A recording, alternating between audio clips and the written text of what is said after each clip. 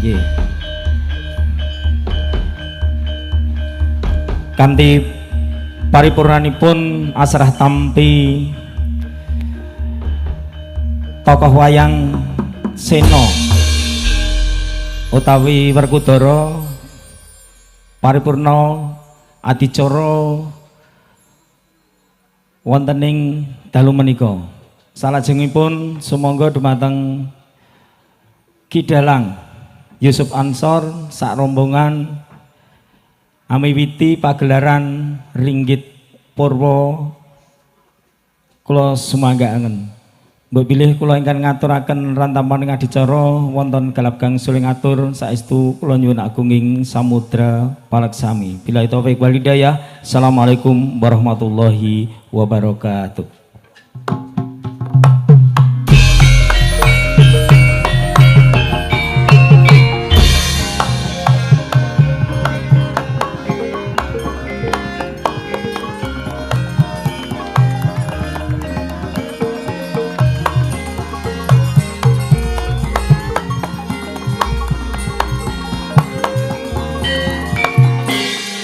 Mancine talo, kampar mani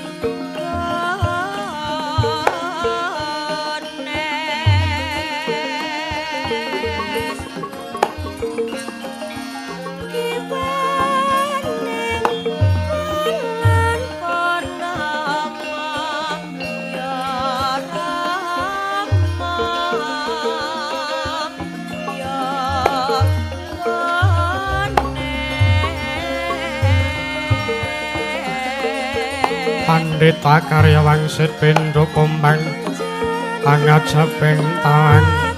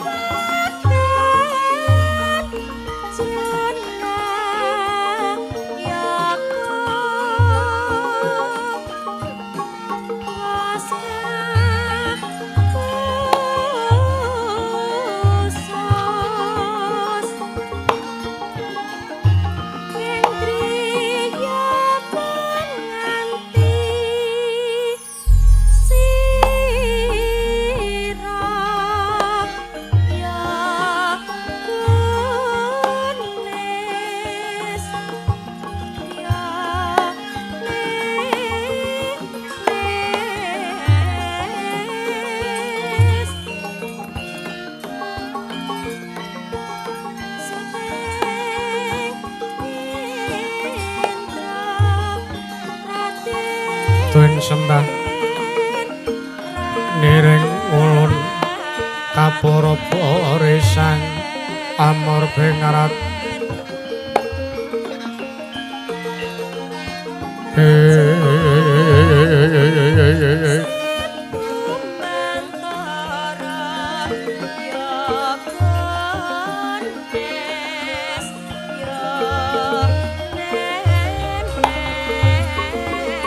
mring sanan ingkang mring kanan sing kasih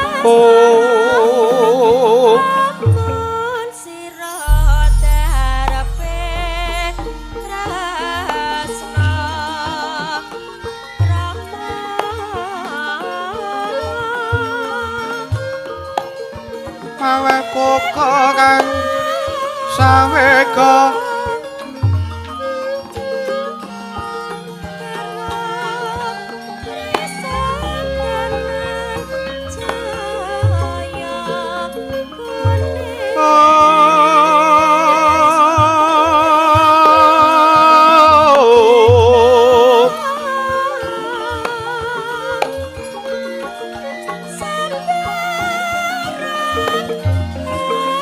Masri kelahan nyewang kanan mamuju henwan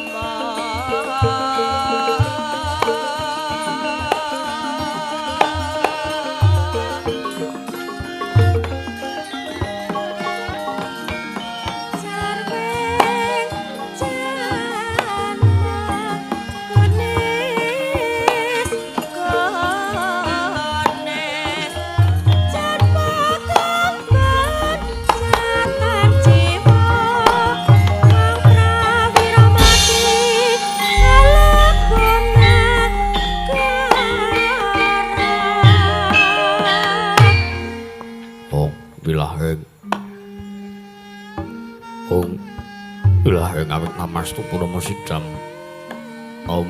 awit namastu silang mering juang jagat karono Sirang tondo kawisisaning bisana. Sono sinawung langing lobes tumaksina stantun lampahing budra jinantur tutur. Kadelo tutula-tulat mring rabding parabdiya. Winursita ngupama paraming niskara pinardi tameng lalata. Mangya tekapasanan ing wita tang renggeng. Pralambang matumpa-tumpa marma panggung panggeng. Panggunggung sang Merwengkata Sitebyar dumadining wayang purwa.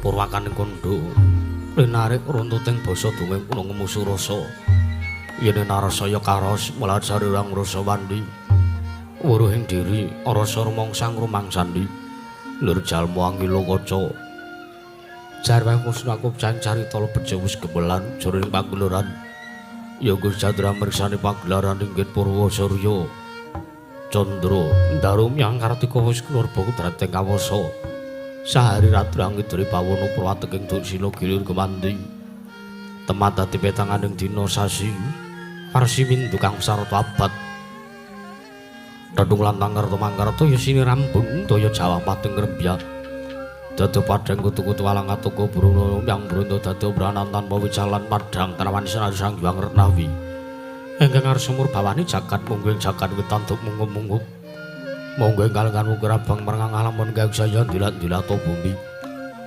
saya dangu sumerup sang Hyang karo katos belakanan kena abang ismu jenar wis lapor bawa sinari sang Hyang Basanta tanam tukaton ijo royo-royo mangku gunung ing biru moyo-moyo pojeng gunung kinuran udanus kasiring meraban con lenggat nenggut ngantuk kaya gunung Makutha Menggo tanpa tawis tanggu soleh kawula tasih dene ora sangya buka garap Tegal sawahe Anglur sira tanam dadi sinambi sendunan sesindenan mikul karo lungguhe anggering raja kayane sawane ana pirembagan samara wangge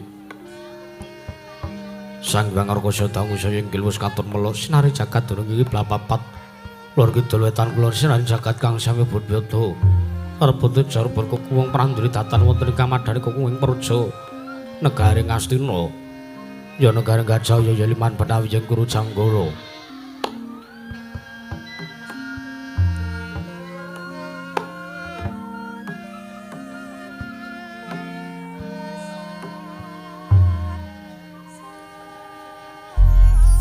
Apanjur karo pambukaning kandha sarading mangke krana garing Astra dumadi saking kula bebanjaran sinasa Pandaya Benawi trampi mbas samudra binang langu kang tanpa wagut pegating paningal kapanta uruting Cakrawala wane-wane jagring wis sawane kreping jurang corong kinepung gosirong kinarisa sing peksi lawet yang sarang burung wonten ugi pasisir antar sasana jembar kebukaning pasir gemelaring garis pinggir tanam tuwang rembuyuk royo-royo karang kitri royo-royon kelapa bumi subur pasiden pamur satu ngatur tangkar temangkar kabriyan dadi gunung-gunung bebanjengan angrangsang langit lenggal-lenggok lampai toya mijil saking sendang-sendang mending dirtandik iline pinara-para planu trampi wadhuk bendung-bendung kenarya ngelene sawan yang pategalaning nara kesema mokal pangoling tetani bebasan datanana bumi sanjeng kang sela sedaya tinandurang kang ora kapipan Dewa Bathari Sranggar Pasabinan Yaya Rukmi Sari kang minangka pratiwi pategalan kumpul wijeng ngrembi gondrongan yambe kowe nganti kaya mangkung-mangkut mitandhe polo kemendem polo kusimpar polo kumantung sadaya tan kuciwa cirawi dukulan kemawe kesarasaning diri ing ngono raja kaya itewen sanseyang rembaka lamun siang aglaring mangunan lamun wancit sarep suri samya mulih marang kandange dhewe-dhewe tatanana caran dikandhang anggo nancing melang labet tebih saking Dadur Jala Suti samya sayuk saka kapya ulun usa bangsa tuwin negari Ngastina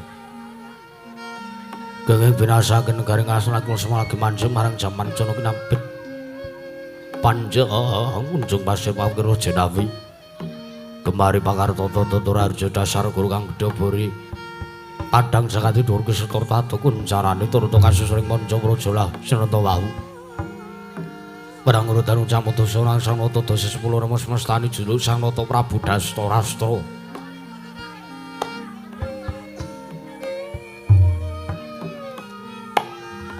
Nalendra waning pumangku jejekaken kautaman senajan to cacat nitra tan bisa ngraita ananging tansah semulur genyong ayam sangjaning para kawula tasih arep selenggah aning madaning dampar jono sampe babut permadani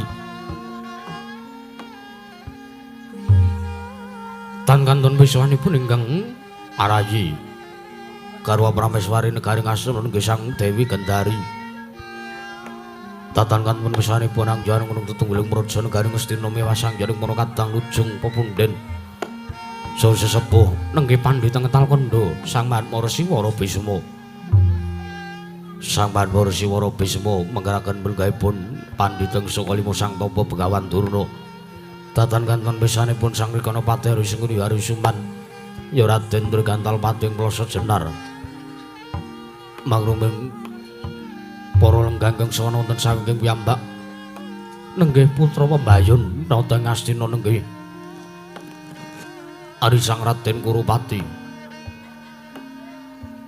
Sangyapara karo sami ganting pasisiran jejel riyel arepet popet bibit prasasata tepan tunggul tanpa selo labir sekadang marusi benjawi amluda gendira ronteng bulumbul kekiterangan danu yae mondeng mangsa labu payung megar menti jamur bareng mangsa ndung tumbang ngrapo jati ngaraning mangsa katiga prandel tidem jinemat daning pasewakan Naden Gundhan Daten Ngumbas Samro Daten Mambah Kapyarsa Tintrim Madyaning kawontenan pasewakan dangu sansarang dangu satemah datan wonten setunggaling pandinga saking Sang Prabu Dastarastra Yat langeneng kalangjana gelar pandan moncar tinon lir kekonang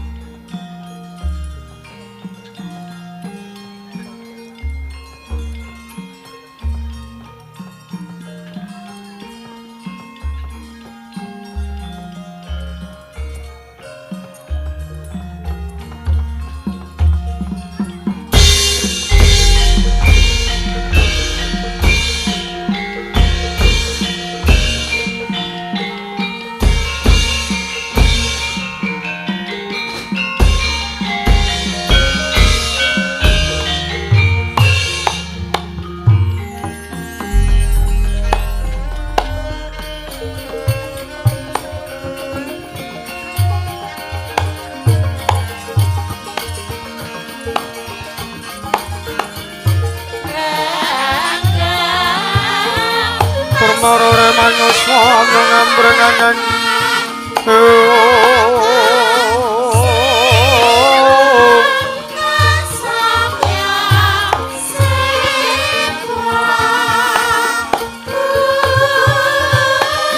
mangreng-koreng nang ore mangkeyan tanpa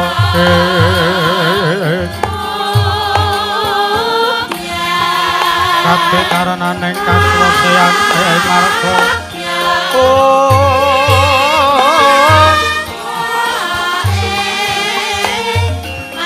ya marga tumiring sang kandha Wastratmaja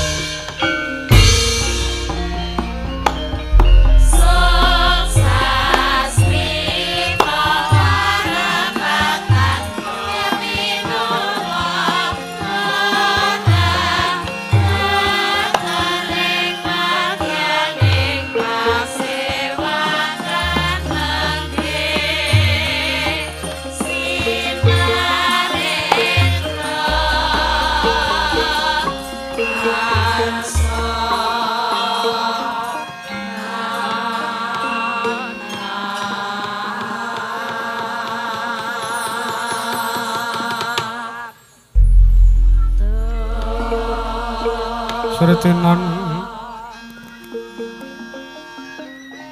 nang masewakan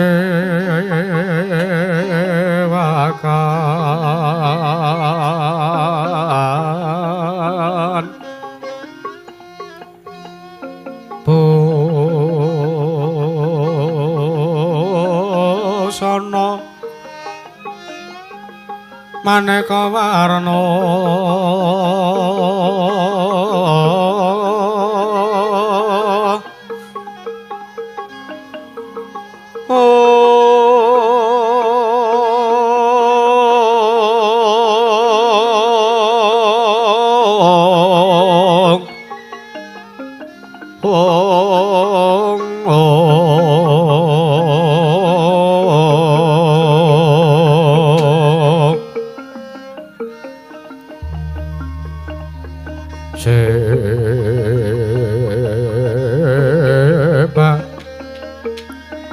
Puspitang Udyana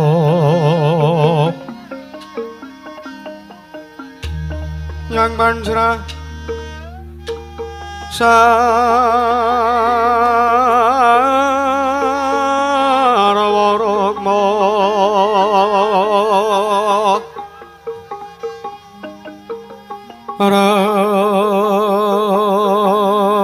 ranggeng manek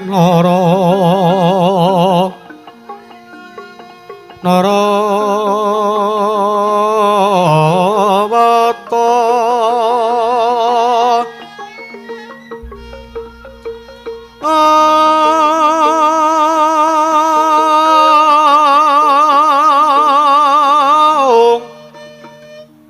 ana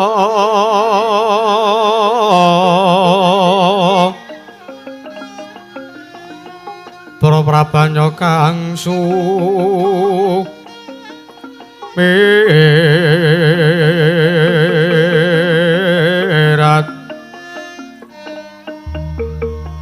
kenyaring teca laliwaran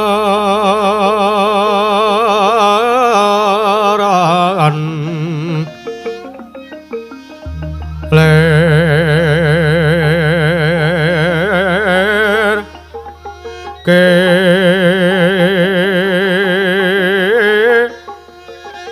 laji siring radet ong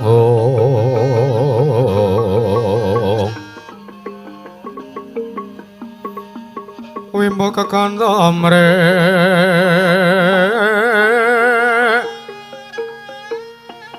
mi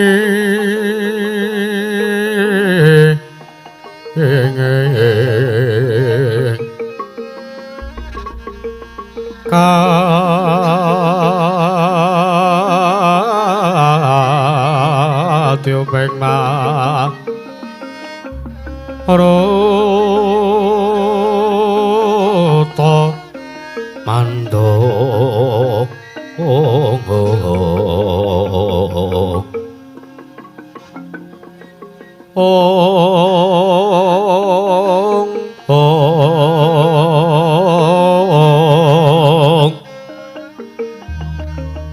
saparan mangambar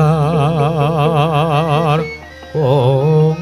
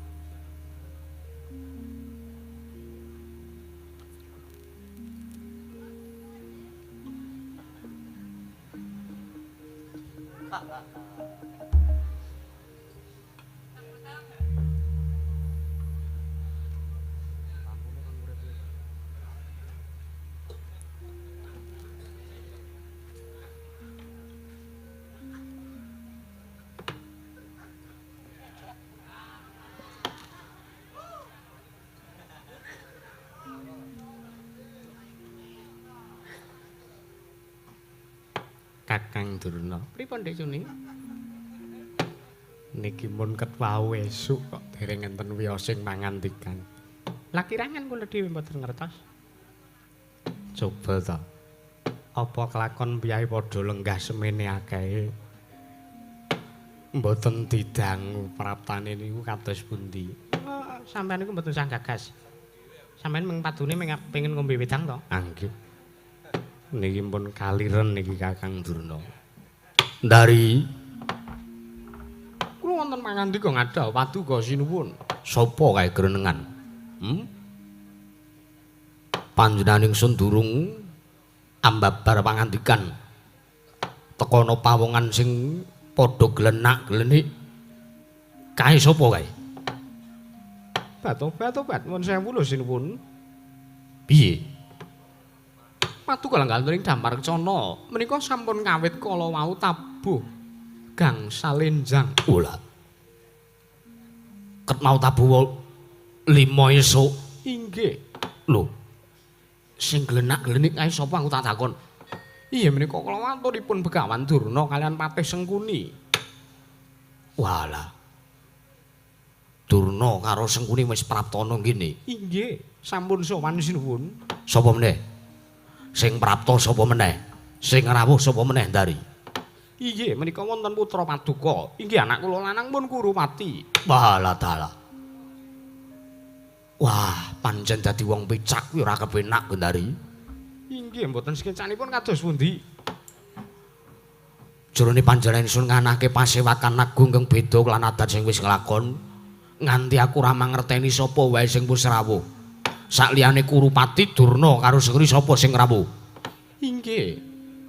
Menika wonten rawuhipun Kanjeng Wa Penemban Bisma Ketalkanda. Walah, jagat pangestu ngkor wayah para jagat. Wa Bremban, kula nuwun sewu. Nuwun mangke, wa Bremban. Sewu-sewu kelepatanipun ingkang putra kula tadhawadana kula nyuwun pamunten. Wonten anggen paduka rawuh wonten praja negari ing Astina.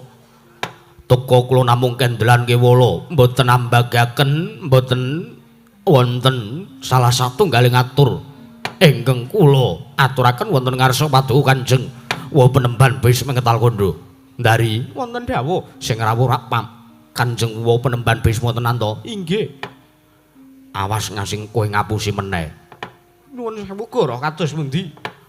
Wingi to kandhake sing prapta Begawan Durna, jebul sing prapta Citraksi. Iya. Nuwun sewu wong ketunipun menika sami. Oh Bremban nuwun mangke. Sewu-sewu kelepatanipun ingkang putra kula ngaturaken pudya pangastawa mugia kunjuk. Wa Bremban. Mas Trama Sidam sikaring bawana langgeng. Ya nggih anak Prabu. Anak Prabu Dastarastra wis mbageke kelawan praptanipun wing Ketalkanda. Nggih. Ora ndadekake perkara apa, ora ndadake suwijining perkara. Jernyatane kabeh kawula ingkang padha seba ana ing pasewakan agung negara Ngastina. Dina sakmengko iki wis padha mangerteni sartane wis bisa nampa kelawan apa kang dadi kahanane anak Prabu Dastarastra. Wa Bremban, tumuli kula aturi nampi pudya pangastawanipun ingkang putra. Ya. Pudya pangastawa wis pun wa tampa, ora liwat pun wong ngaturake salam taklime. Pun wing Ketalkanda mugia katurana ngersane anak Prabu Dastarastra nggih anak Prabu. Jagat pangestu kala. Wa Bremban iki sampun kula tampi akarya bombong jasmanahipun ingkang putra pun Dastarastra. Wa Bremban. Mboten langkung kula ngaturaken sembah pangabekti kula kunjuk. Ya. Anak Prabu tak tampa. Kandelo supada-pada. Anak Prabu Dastarastra. Durna.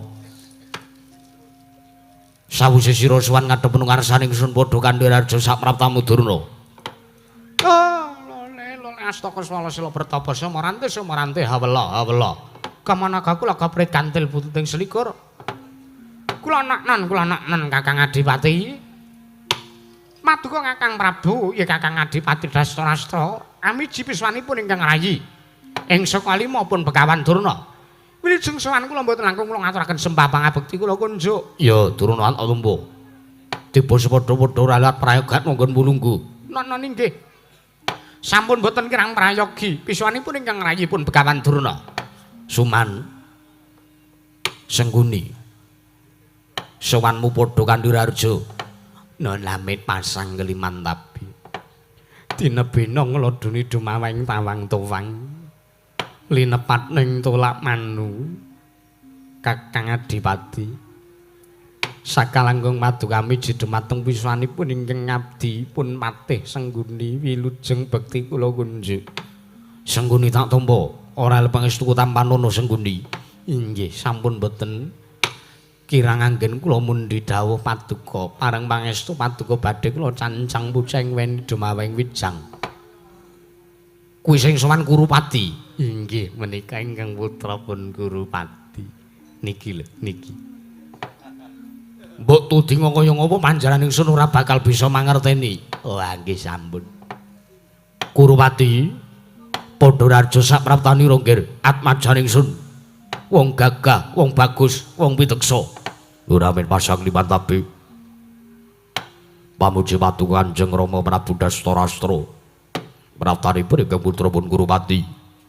Mangke wilujeng boten manggelangan setunggal punapa keparang kula ngaturaken sembah bukti kula kunjuk Kanjeng Rama. Ya Kurupati. Tak tampa lalep pangestunipun Rama wae tampanana. Nuntun sampun sanget anggen kawula pundi. Nun mangke wonten ban. Selak menika ngangsek wekdalipun katitik anggen kula ngawontenaken pasewakan wonten Praja Negari Ngastina menika sampun wiwit tabuh gangsal enjang kula wau. Dumugi sapriki nembe wonten piyosing pangandikanipun ingkang putra pun Dastarastra. Oh Breban. Nggih anak Prabu ora dadi ngopo. Jernyatane nggone Punwa Praptaning Praja Negara Ngastina iki mung mundi dawuh sira. Kulup anak Prabu Dastarastra.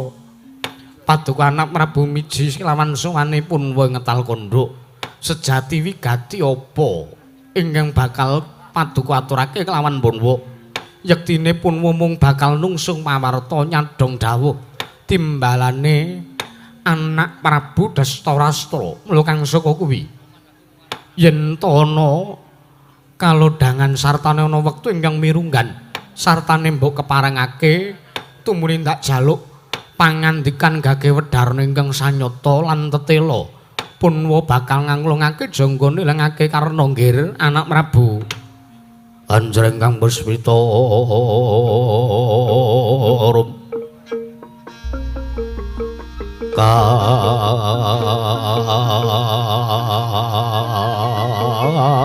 kasilireng samirana mrek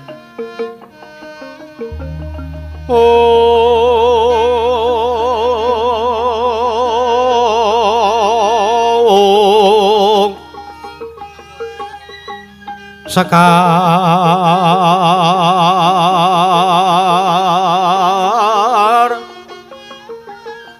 kadok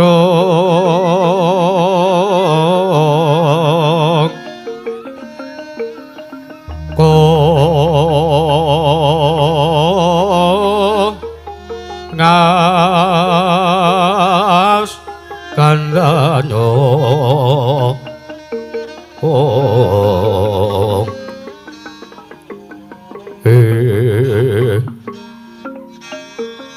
mawe raras ratnaning driya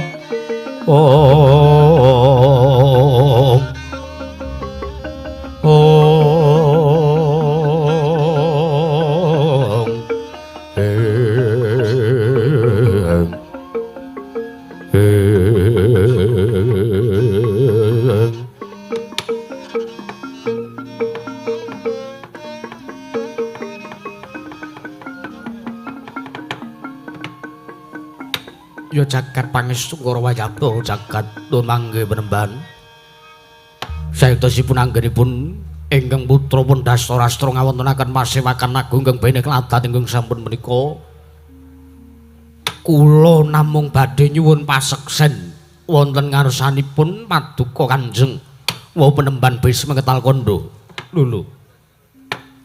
Paduka anak Prabu Dastarastra njaluk paseksen babakan apa nggih? Nun mangke. Miturut pawarta binandunging Karna Bina Tamba bakul sinambiwara. Pawarta binandunging Karna ingkang sampun ingkang putra Tambiwa. Gandeng arikala semanten. Sawarga kadang kula pun nyanyi Prabu Pandhu. Dewayana ingkang murut kasedan jati. Masaraken negari Ngastina menika sakmetahipun wonten ngarsanipun para anak-anak kula para Pandhawa. Nanging saderengipun dipun pasrahaken dening anak-anak kula pun para Pandhawa, negari Ngastina menika langkung rumiyin dipun titipaken wonten panguwasipun ingkang putra pun Dastarastra. Nanging penemban mungkin dados neng kawuningan miturut pawarta ingkang sampun ingkang putra Tambi, anak-anak kula para Pandhawa gangsal cacahipun sampun sirna margalayu. Awit nalikanipun kobaripun kawontenan wonten ing bale Sigala-gala wonten ing kitha Pramanagati, para Pandhawa gangsal cacahipun kabesmi mboten wonten sisanipun wonten madyaning bale Sigala-gala.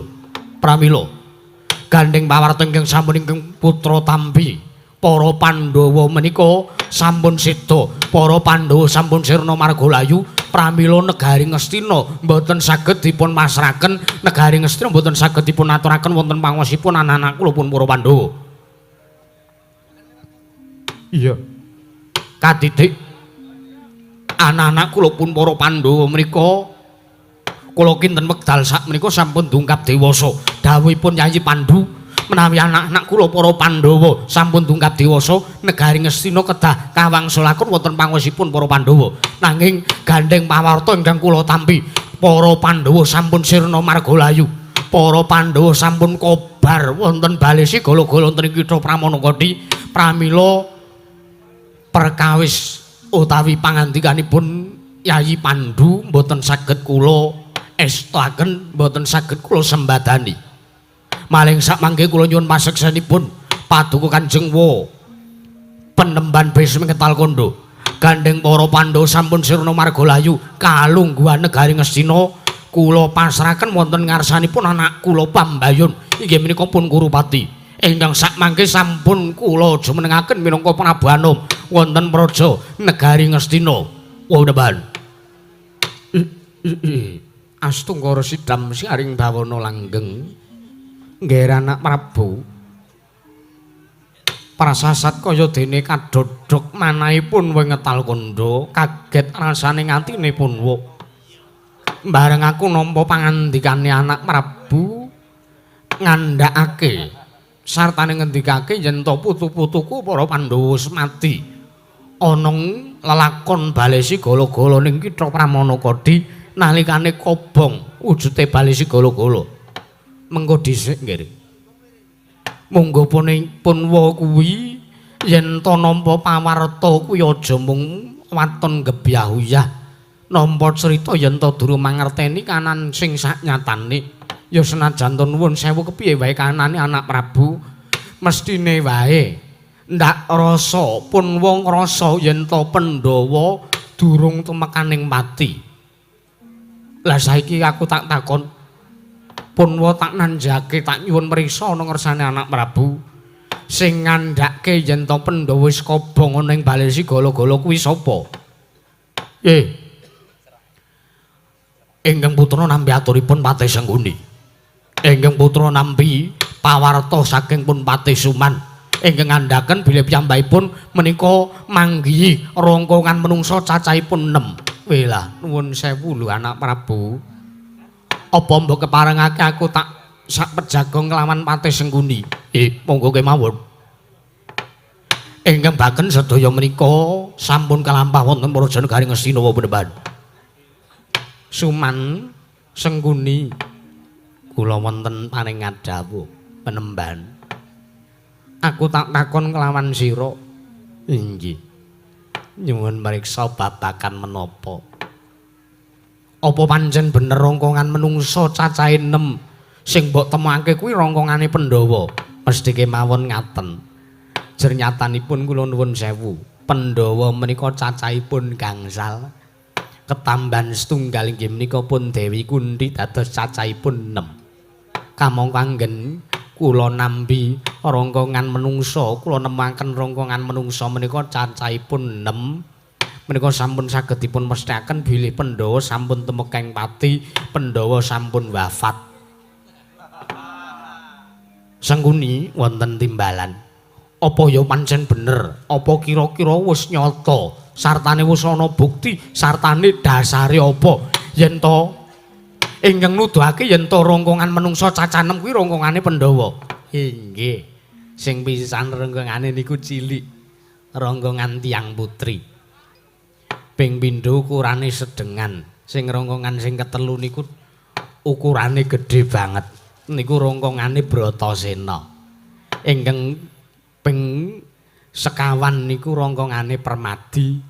Ingkang ping 5 niku Nekula, ingkang ping 6 niku Sedewa. Tak takon karo kowe kados pundi? Mesthine yen to pancen kuwi rongkongane Pandhawa, cacahe ora mung 6, nanging 10. Kok saged sedasa menika dasaripun napa? 10 merga yen to Pandhawa mati, 6 kuwi Pandhawa 5 klebu Dewi Kunthi. Inggih. Nanging ingkang papat ya kuwi Pandhawa kuwi ana ngendi papan, ana ngendi parane ora iso wal, ora iso pisah kelawan Panakawan. Semar Garing Petruk Bagong kuwi ora iso dipisahke saka para Pandhawa.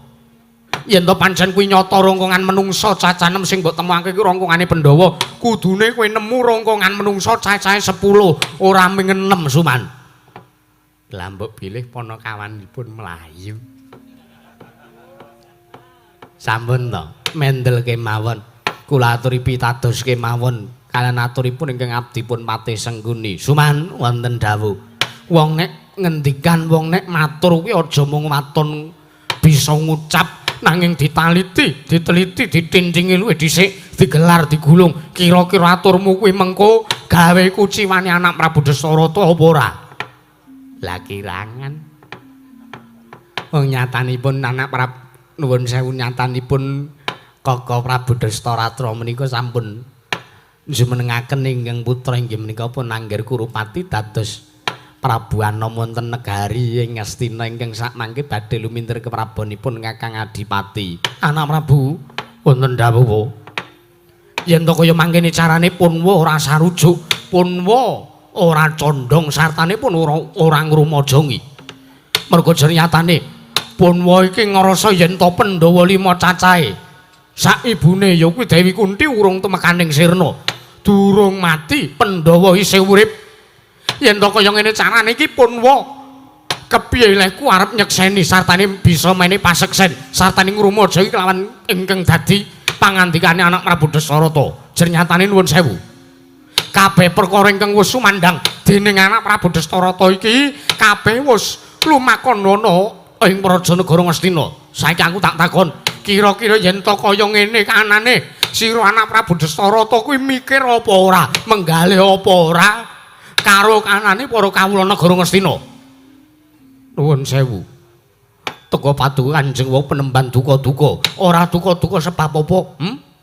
Punwa iki wong tuwa lho, Nger. Punwa iki wong tuwa. Punwa iki sing mbok anggep, sing mbok sepuhake ning Prajanegara Ngastina.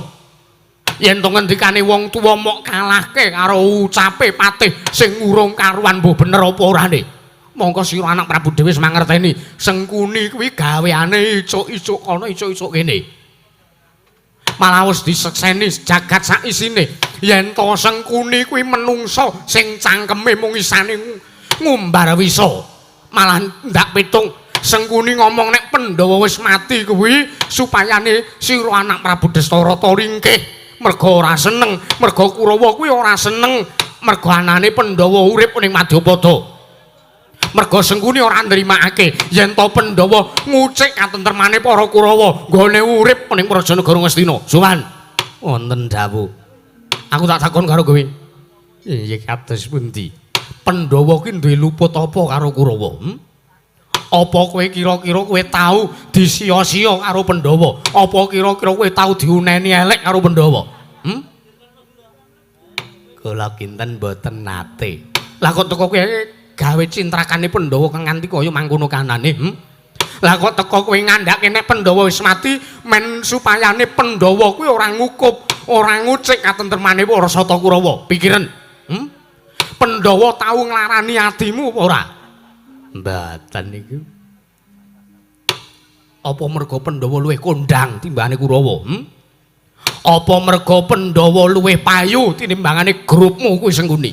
Ha nggih kula kinten ngaten. Pandhawa niku ming titah sawantah. Kula kinten mboten enten napa-napane nek ditimbang kalih Kurawa. Ning gumun kula niku lho. Pandhawa niku ming wong kaya ngono kok sing jegal akeh, sing arep kepengin nibake, sing kepengin arep ngidak kok akeh. Lah ya kuwi rombonganmu Kurawa. Ha nggih ngaten cenan. Lah niku jan mboten seneng anane Pandhawa niku. Pandhawa lair niku Kurawa. Wis kaya ngameng-ameng nyawa mung ngelong-ngelongi jatah.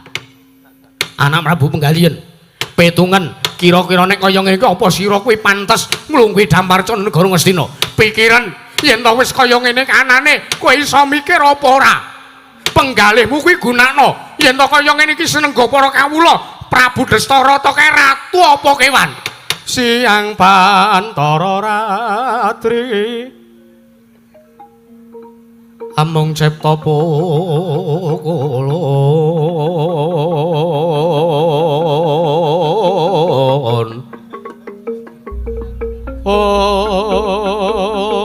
ong tanana liyan kaeksi mila katur kang domane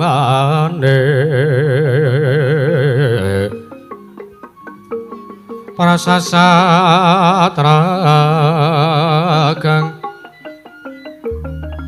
ulun kang sumembah mung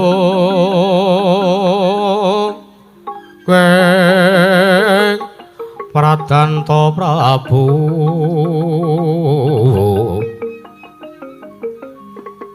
Myang kagungan to singsim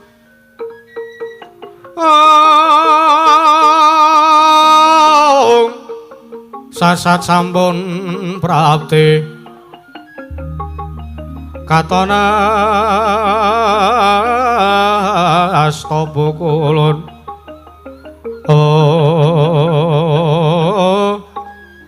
la Tenarapati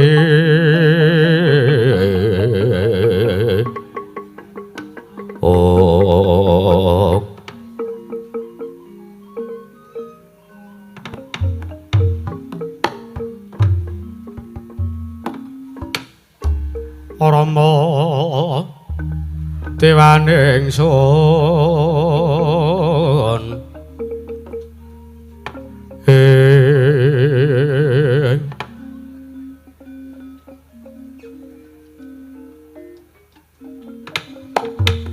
nyat langening kalang kyana gelar pantan monsar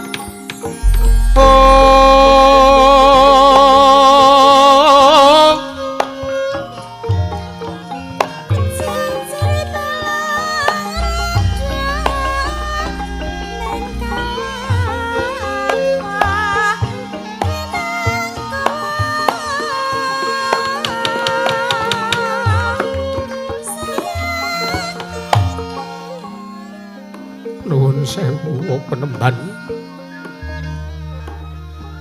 awit sampun lepat nandang lepatipun ingkang putra Pandhasarastra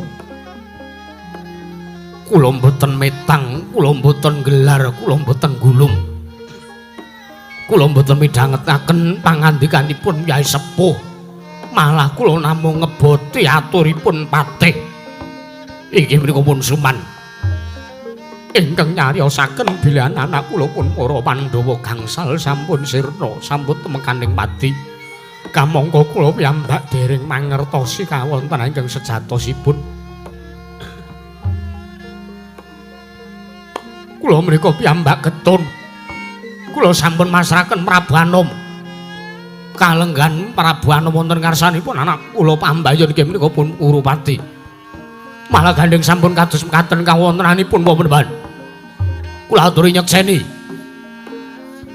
Kula aturi nyekseni kalenggan Prabu Anom dinten sak mangke kula jabel kalenggan Prabu Anom kula jabel. Mboten sios kula pasrahaken wonten ngarsanipun anak kula pun Kurupati nggih anak kula pambayun. Awit kula piyambak ugi mangertos, kula piyambak ugi ngaraos bila anak kula pun para Pandhawa menika tasih gesang wonten ing alam Madyabada. Pramila pambeban tinimbang keson Jambaya lakonipun para kawula wonten Praja Negaring Astina. Kalungguhan Prabu Anom badhe kula jabel. Lho kosike. Pangandikane anak Prabu Dastarastra sing kaya mangkono kuwi bener nanging ora bener. Lire manggene. Kabeh lakon ingkang wis sumandhing sartane wis den sandhang dening paduka anak Prabu Dastarastra kuwi pancen bener. Kabeh lakon kuwi ana kanan sing nemahi nanging ndak jaluk leremo nggih, leremo. Ayo pun yang rangkul, pun wo rangkul. Pun yang bakal jarwani kelawan jeneng sira anak Prabu Dastarastra. Yat langeneng ngalang jana kelar wandang moncar.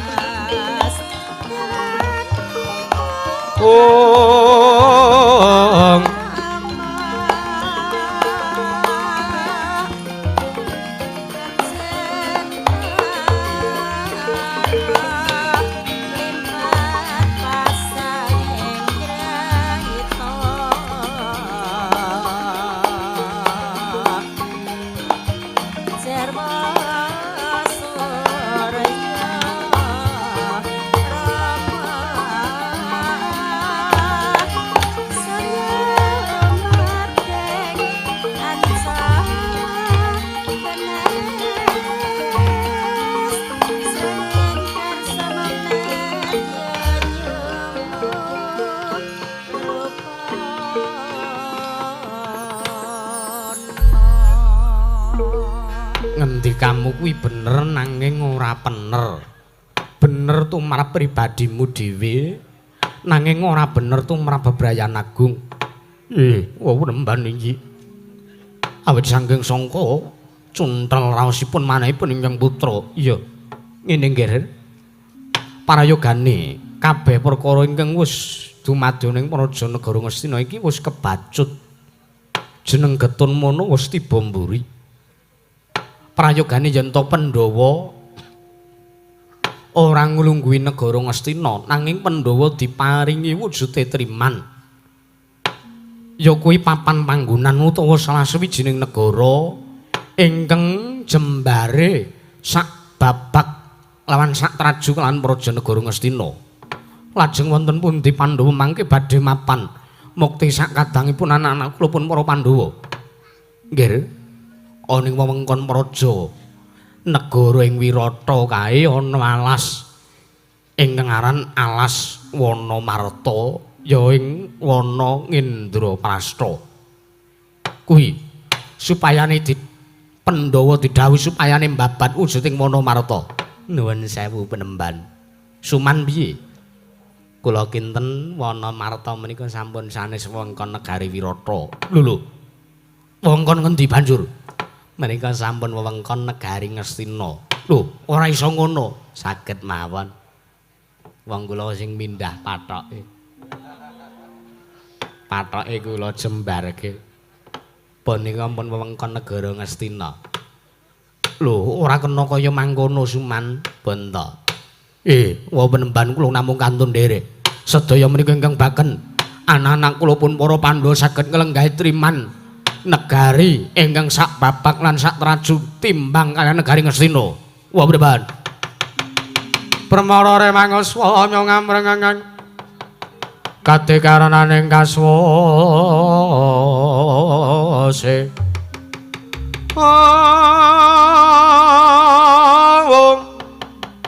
janing marga malat kong tumiring sang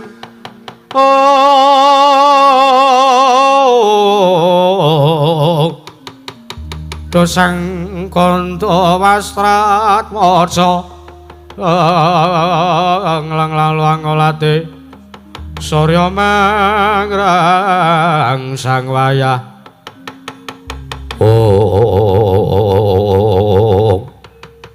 Tidematan ingkang wonten masewakan negari Ngastina ndadosaken kanyur pinungga warju kanyur jare wong nginang warju jare wong keca nginang durung abange durung manjing dasaring mertolo kasaru geger jaba wiyak ngarsa tekabe nguru paseban pura amuk apa kang dadi darunane nenggih sawaning panenggak Pandhawa nenggih Sang Raden Arya Bratasena ingkang wonten munggah mancat Pancaniti mangrembeng para kalih kanca Nadaya piyambak njaluk dalan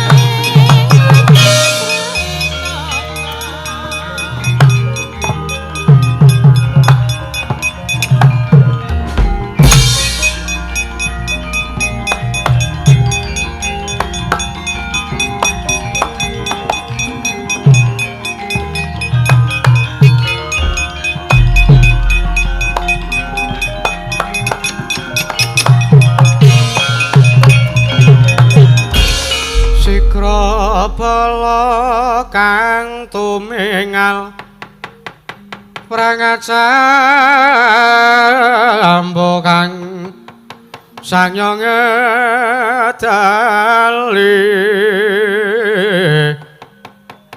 larat wilating kata danyang kumang nguncang niti benjang sangaji micil ladi nyang daliwus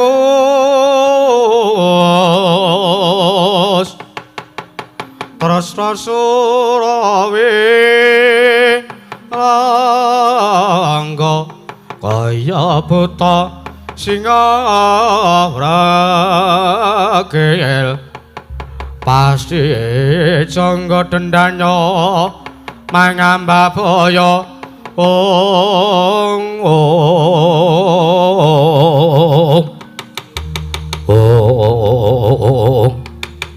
yo jagat pangestu karo wayah pro jagat Gendari kowe nanti Gendari kula wonten mangandika dawuh sinuwun kula mrika mundur anggen kula lenggah kowe lah jerone aku durung purna sak pirembagan kelawan pun wong ngetal kondhok dumadakan ana gluduk mangampak-ampak iki dayane apa ana apa ning Kedatonegara Ngastina nuwun sewu menika rak mboten manging praptanipun ingkang putra panenggak Pandhawa inggih menika pun Bratasena piye inggih menika sawanipun Bratasena walah dalah Bratasena inggih Bratasena tenan inggih Bratasena anake Pandhu inggih wah Suman mau nendi mau dapure Suman mau nendi wonten mriki walah ngandhake nek Pandhawa wis mati iki lho Suman dawuh sawangen Bratasena sowan nggih Walah jagat pangestu ngara nggih anakku Bratasena anakku wong gagah wong pideksa padha raja sak sowanmu nggih anakku. Wah.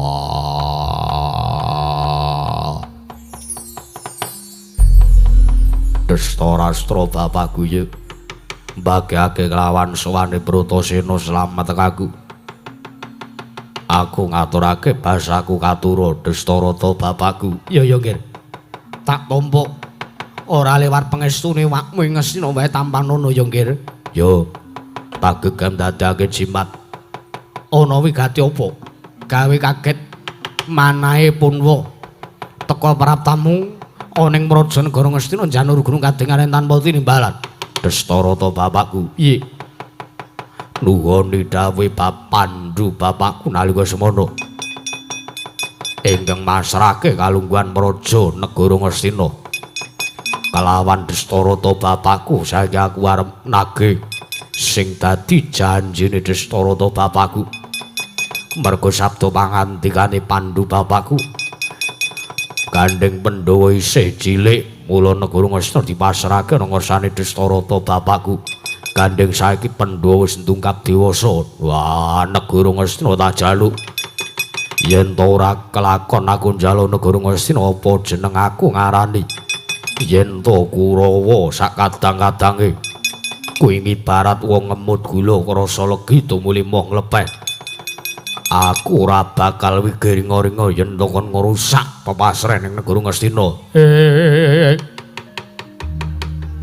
Kagyatri sang kapirang urinangkul kinempit-kempit dosang retnaning bawana.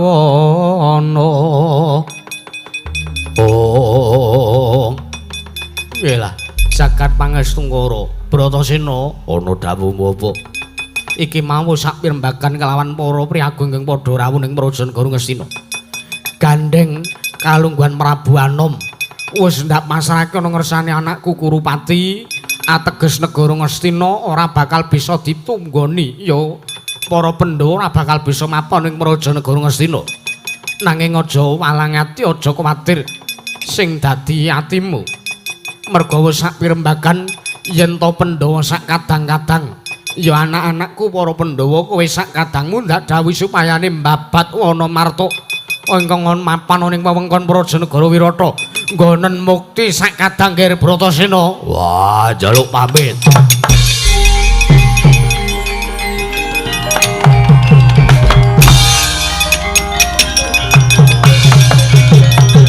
Bratasena, kowe tak dawuhi supayane mbabat Wanamarta nggonen mukti sak kadang. Bratasena. Bratasena anakku wong bagus. Bratasena, nggih, dawuh wae.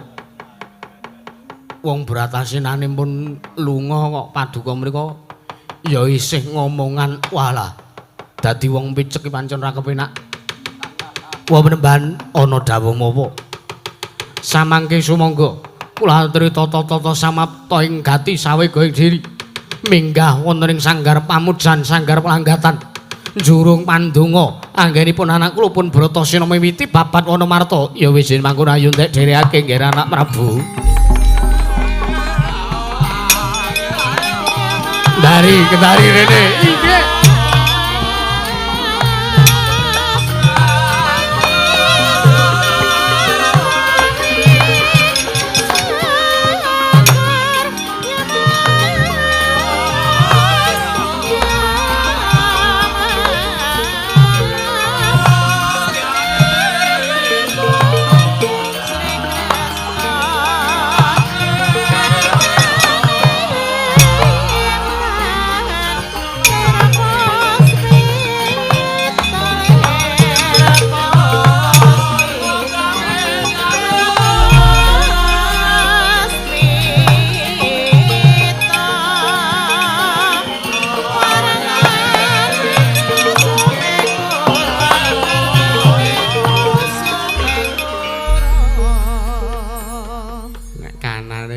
Niki pripun? Kirangan.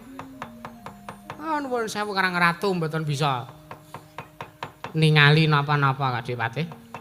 Nggih. Jamit maklum. Nggih. Lah nggih to. Nek kaya ngeten iki rak kabeh kawula padha bingung kepiye le arep mbubarke pasewakan. Pun bubar dhewe-dhewe mawon. Lah nggih. Lah nggih to Kakang Tuna. Lah nggih. Niku cangike pun teka niku. Oh, nggih pun Kang mundur Kang. Ah, senengane kok ora ratu karo sing do seba ora diurusi. Sampeyan arep melu limbuhan apa ora? Pun. Bapak Durna kula sumanggaken. Nuwun. Malah mapan ning kene.